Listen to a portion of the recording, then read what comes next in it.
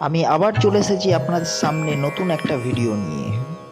আগামী 11, 12, 13 ফেব্রুয়ারি এই 3টি দিন থাকছে কুম্ভ মেলা ত্রিবেণী মুক্তবেণী ঘাটে। কুম্ভ মেলার সহযোগিতায় থাকছেন ত্রিবেণী ব্যবসায়ী সমিতি এবং ধন্যবাদান্তে থাকছেন পেরিয়া পৌরসভা। আপনারা হয়তো সকলেই জানেন, এই ত্রিবেণী মুক্তবেণী ঘাট হচ্ছে এক ঐতিহাসিক তীর্থস্থান। এই ঘাটে অনুষ্ঠিত হতে চলেছে 11, 12, 13 ফেব্রুয়ারি কুম্ভ মেলা।